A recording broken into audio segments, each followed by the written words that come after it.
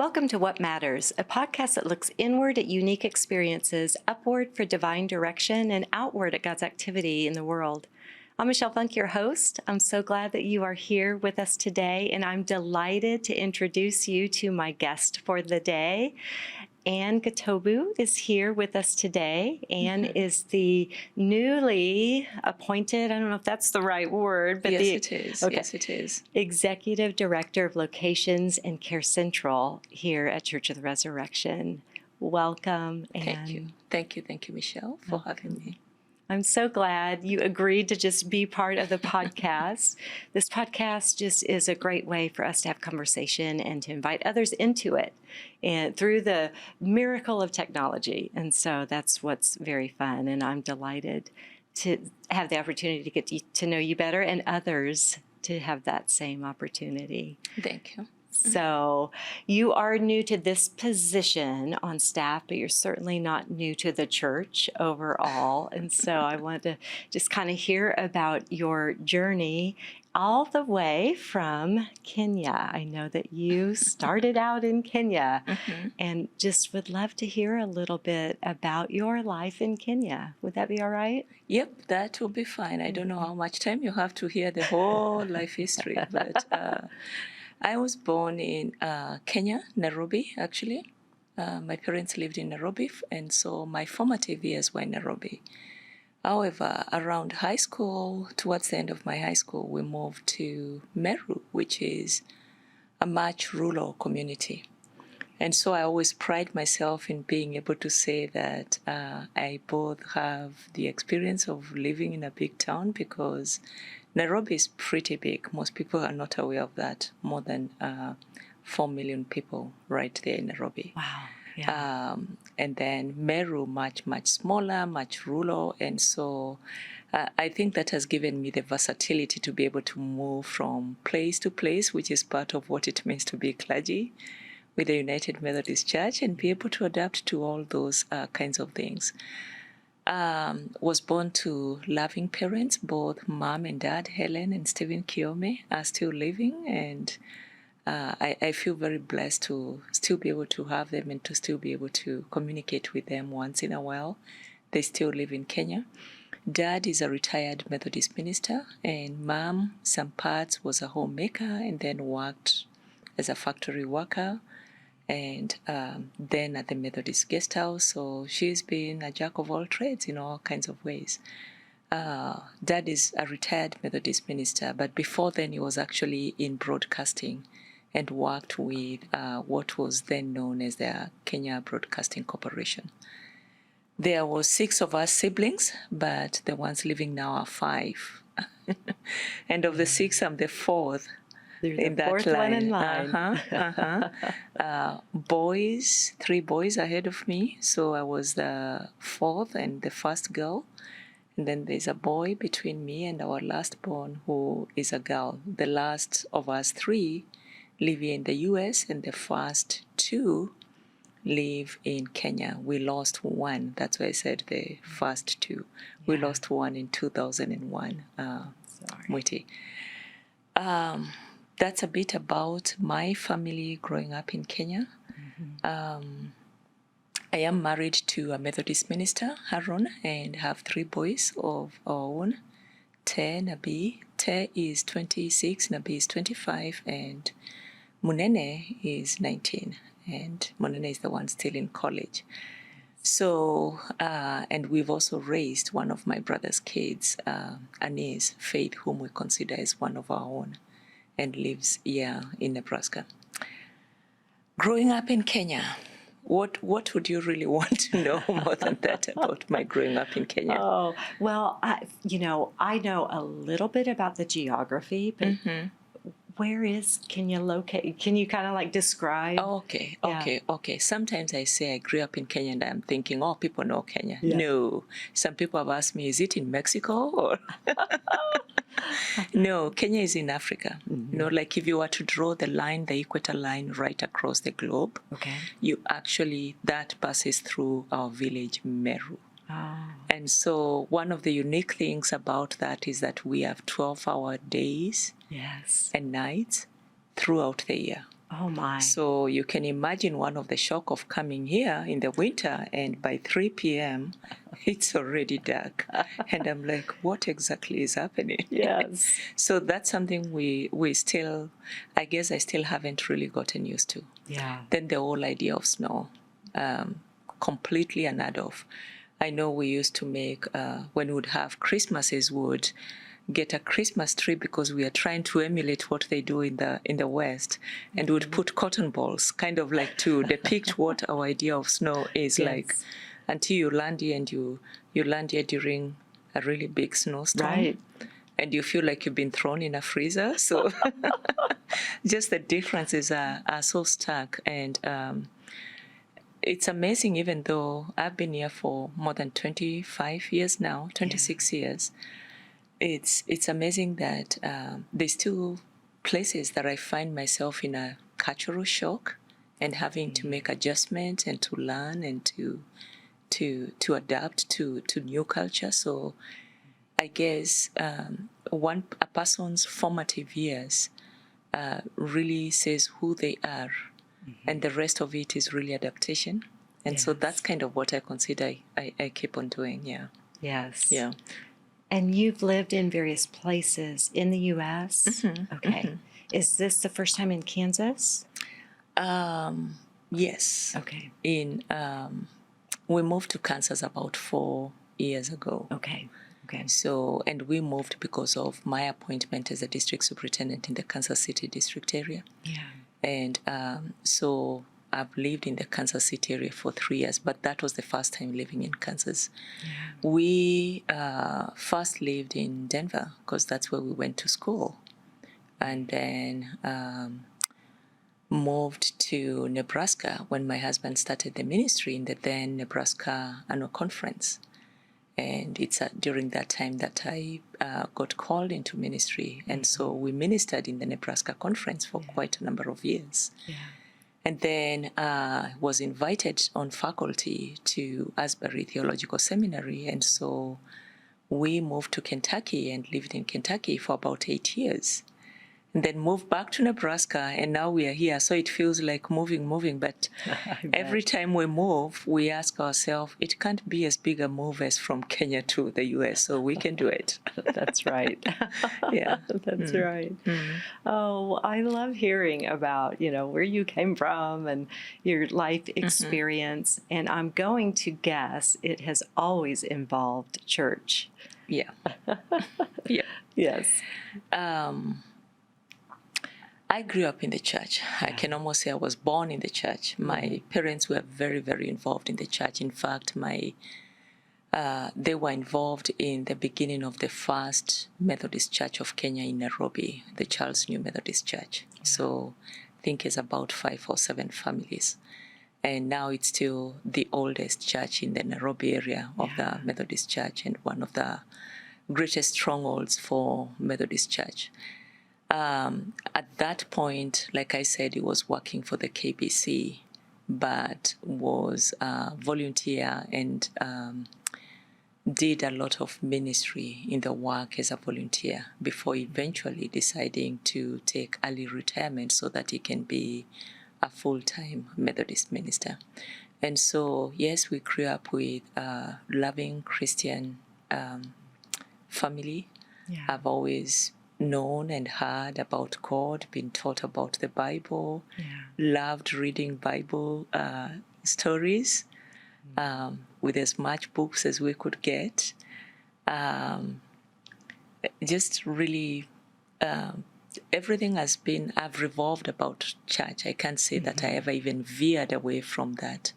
But sometimes it's interesting how when you grow up like that, that one could eventually not even have that decisive moment when you decide, I do want to be a follower of Christ. Right. That came for me very, very early in life at the age of 13.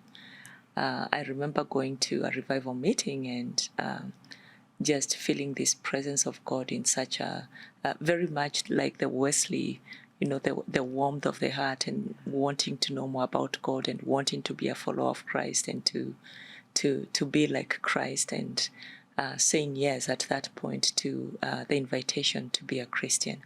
And that kind of really has shaped the rest of my life. Yeah. I'm always reminded of God's grace that even when you say yes to Christ and you become a Christian, that does not mean that that's the end. Right. That we have to keep on remembering of God's amazing grace and God's renewing grace for the times that we fall and repent and present ourselves again to Christ. So that has been my life. But in so many ways, I can say that that decisive moment has really helped shape kind of how I make decisions, the kind of people I choose to be around, the kind of ventures I have pursued in life, and eventually even just being positioned in a place that I could hear the call into ministry when that came along, because I can assure you that was not part of my your plan. My aspirations or plans at any time. Yeah. So yes, I have grown around church, and it really shapes a lot of who I am. Yeah. Yeah. Oh, it's amazing to hear, how you experience, that, and each one of us has our own experience, and I love it when we get to hear someone's. Amen. Yeah, yeah. Thank you for sharing that. You also studied psychology, right? And so, what drew you to that? Well, that's another long story. My first degree is in land economics. That's kind of what we call the degree, but it's really property appraisal. Okay. So when I finished, I did property management. I did appraisals for banks and stuff like that, and that was my first career, and thought that that would be my lifelong career. But just 3 years into that, I felt God calling me in a very different way. And it actually came through some not very good experiences where I housed 5 different women in my house in Nairobi because they were trying to escape some very abusive relationships. 3 of them were dear friends, and that's how they kind of knew of me and kind of knew I would be a safe place. But I had no clue what to do with them, like how to advise them. They would come to me and I didn't know what to do, and kind of, I think, ended up giving some very wrong advice, maybe, because I had no training, did not know what to do, could not understand why anybody would live with someone that were beating them up and beating their children up, and just really, really horrible experiences. But through those experiences, that's when I began to really feel called to working with people, with families in crisis. I wanted to understand the phenomenon of domestic violence better. I wanted to understand how to best work with these women, because it was just difficult to really watch that, especially coming from a family where I had not seen anything like that ever, only to learn that some marriages where you are expecting that someone will be loving and caring and protective actually ends up being the perpetrator of so much violence, both sexual and physical, and really hard to even articulate some of those experiences. And so that's what drew me to want to do counseling, kind of a really total change of career. And that's when I began to look at different schools. We did not have any counseling schools in Kenya at that point, and so made some applications here and ended up in Denver, where I did my Master of Arts in Counseling. And my hope was to finish that and set up a counseling clinic and go home and work with these families, but I guess God had different plans. So through the encouragement of some of my professors, One in particular said, you cannot just go home to Kenya, you have to continue and to go on into a PhD. And so that began the interest of wanting to do further studies, and that landed me in the religion and psychological studies at University of Denver and Early School of Theology. And so went ahead and did that program. Now, here is the twist of how God works, and it's just amazing. Sometimes I'm like, what exactly was going on there? Just before I finished in 2006, just before graduating in 2006, that's when I strongly felt the call to become a pastor, to go into clergy, to being a clergy. I had began to fill in the pulpit at some very small churches alongside my husband in western Nebraska. And just the affirmation from the people, from the preaching, from the ordering of the service, from the pastoral work that I did, that sense of affirmation, as well as affirmation from the people themselves, and then affirmation from the DS and the then Bishop and Shera. It was all those things came together into realizing that this is where God was calling me to be, and not so much what I had planned to do. And so at that point, I was able to say yes, and went on to begin my MDiv. So you can almost call it backward. Yeah. But it's amazing because now when I look back at that, all these things have come together, for example, into what I'm doing in my role today. Right. That they all kind of combine that and the experience of being able to have taught, being able to have done administrative work as a dean and as a DS, and now the role I'm in today. It's just like all along God knew what He was preparing me for. Yeah. So really grateful for all these experiences and the turns that my life has taken. Yes. And it's a great illustration too of how God works through other people, the affirmations that you receive, the encouragement that you were given through others. Exactly. Yeah. In fact, I always say when we really look at our lives, I don't think there's any, maybe there is out there, let me not speak for everybody, but I would say most people would say they're not self-made. That there's people around us that make us who we are. Yeah. There's people that ordain the callings in us. When God speaks to us, God speaks through people. Right. God speaks through experiences and through circumstances, and that is all part of the affirmations of hearing God's call. Absolutely. Yeah. Oh, wow. You've had such experiences along the way. Well, I wonder, in your role now and just the world around us, I always want to know from people, like, where do you see God at work? I mean, are there glimpses of God that come to you that you notice or that are evident? And if to you, maybe they might become more evident to me, So what would you say, like, about just some simple examples of where you see God at work in our world, and then, of course, what is the hope of our church, the church, I should say, not just this one in particular.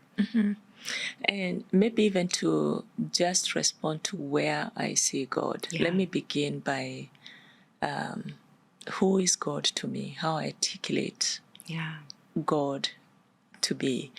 And I go back to that because I think it's really important for who we are and for how we embrace life, how we face life situations, critical situations and events in our lives, to really have a very, I wouldn't want to say concrete because it's not static, versatile image of God.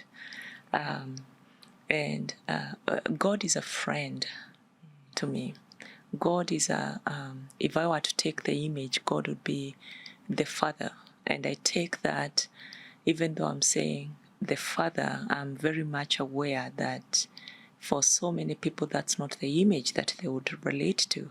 maybe because of who their fathers were and anything. It's not anything they would want to associate with God. But I've been very privileged and very lucky to have a father who was not a barrier to my being able to see God in that way. So God is also the mother. I mean, when you think of God sheltering us and gathering us and protecting us, just like the eagle would do with the eaglet. So there's that image of God being the mother in that way as well.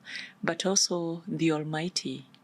I need God to be the Almighty because of those times when I'm really down and I need the Almighty that can pull me from those places. Yeah. So I really need that image as well of God being the Almighty, the shalom, the peace. I mean, there's all these things that we experience God. So when you ask the question of where do I see God, it's in all those kind of respects. Yeah. It's it's really everywhere. It's in the small whispers that sometimes are so audible. I don't know if you've had those experiences, but I have. I remember one time driving from school because it was so late at night, and I used to go from Nebraska to Denver to school every week, and driving very late at night and being very tired as I'm driving, and as the car was veering off. This is at 1 a.m, and it's veering off and hearing very audibly 3 times and to wake me up, you know. Wow. It's in those kind of whispers and very audible. I have had God in my gut responses sometimes when I cannot explain why I feel this way, but I know, you know, you just have the knowing, if you want to call it that. Or maybe in the dynamic wisdom or knowledge that we get as we research things, as we speak with people, and as we resource from people. So it's in the relationships with our loved ones and our friends, and the precious moments when we see, for example, the birth of our children. I mean, you hold that baby and you're like, where else could this child be coming from if it's not God at work? You know, it's in really, I mean, so many moments sometimes that people call as coincidences, but I always want to look and see, where is God in this? Sometimes when I cannot even understand, and sometimes not even in the very positive ones, and realizing that even in the very critical events that could be termed as crisis, just knowing that God is there. I may not necessarily tangibly say this is what God did, but I know that God is there.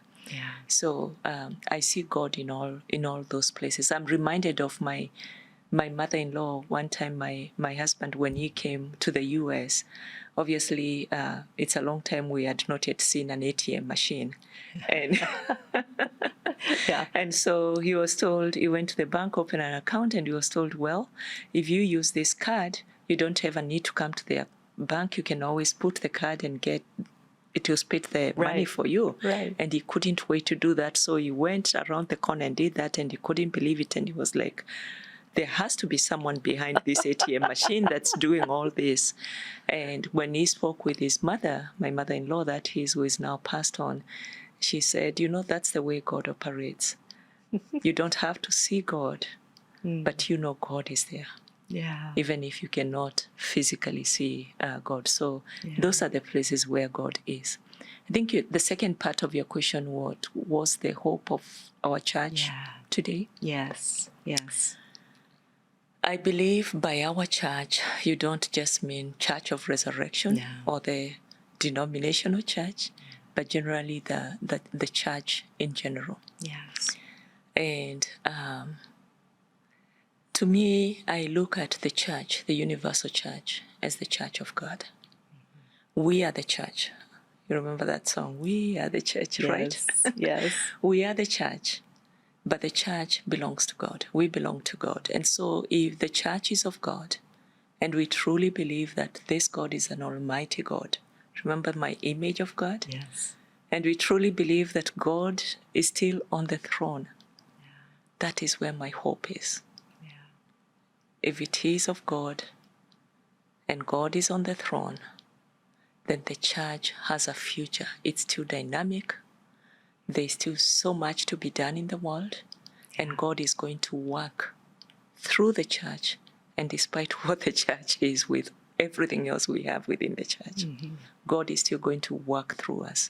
That's where my hope is about the church. Yeah. Oh, that's beautiful. Thank you. Your images of God, and I love that. And I want you to know that in Kansas, you probably already experienced this, but the sunsets that we get to experience. Oh, yeah. That is one image that just almost every time stops me in my tracks and makes me think, that is God. Yes. In that, there's such beauty in creation, and God was involved in all of that. I know. Yeah. I know. And someone has once said, sometimes we walk through, say you're taking a walk, and you fail to just appreciate that the beauty of the creation, the butterflies, the flowers, sometimes even the wildflowers that nobody has gone out to plant. Yeah. And how can we talk of not having God and God not being there, not God caring for his creation? Yeah. It is a joy to talk with you, Anne. Thank you. Thank you for spending time with us. You don't know this, but we are actually concluding our third season of the podcast with this episode, and it's just perfect that we do this with you. So. Thank you. It's a privilege, and I hope it's a great conclusion for whoever is watching. Yes, it is. It is. Well, I know that we are going to get to do lots more together as we serve on staff and as we continue to just walk with God and answer his calling and see if we can be part of what he is doing in the world. And he's faithful to that. Yeah. Amen. Thank you. Thank you so much. Thanks for having me. You are welcome. You are welcome. And that's what matters. So glad that you joined us. This does conclude season 3 for us.